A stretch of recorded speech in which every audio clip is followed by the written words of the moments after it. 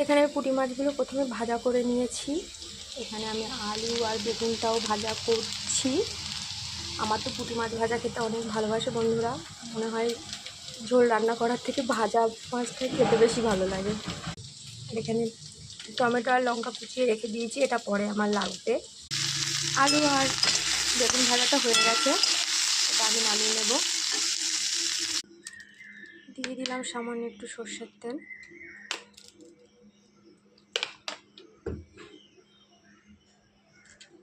তার মধ্যে কটা বড়ি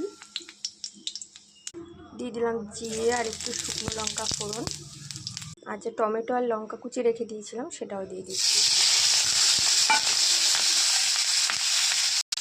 এটা একটু ভালোই ভাজা ভাজা হয়ে গেছে। আমি এবার ভেজে রাখা আলু আর বেগুনটা দিয়ে দিচ্ছি।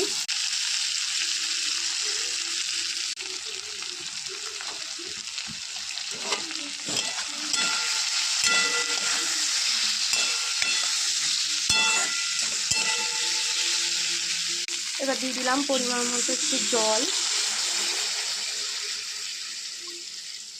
ব্যাস,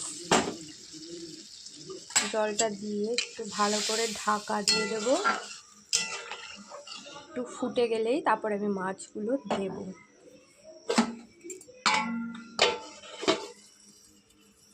আমার ভেজে রাখা বড়িগুলো আমি একটু গুঁড়ো করে নিয়েছি, সেটাও এখন দিয়ে দিচ্ছি। কি খেতে এসেছিস? মাছ। কি মাছ? চিংড়ি মাছ। চিংড়ি মাছ? ওটা কি মাছ বলতো? পুঁটি মাছ। পুঁটি মাছ ভাজা ভাজা খাবি? কেন, তরকারিটা খা না। কেন, দুটো মাছ দিয়েছি তো। এই দুটো মাছ খেলে হয়? হ্যাঁ, দুটো মাছ খেলে হয়? কেন হয় না? হয় না, দাও।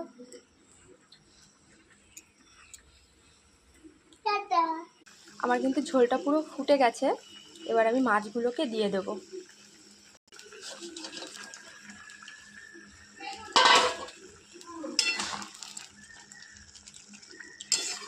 আমি এটা প্রথমবার করছি, জানি না ভালো লাগবে কিনা। যদিও এটা কিন্তু বাজার থেকে কিনে আনা হয়নি, এটা আমার জামাইবাবু ধরতে যায়, মাছ ধরতে যায়, ও সেখান থেকে ধরে নিয়ে এসেছিলো, তাই দিয়েছে, সেটা আমি আজকে রান্না করছি। ব্যাস, এটা কিন্তু আমার হয়ে গেছে। বেশ সুন্দর হয়েছে, কালারটাও সুন্দর এসেছে। ফোনে খুব একটা বেশি দেখতে ভালো লাগছে না, কিন্তু সত্যি কালারটা খুব সুন্দর হয়েছে।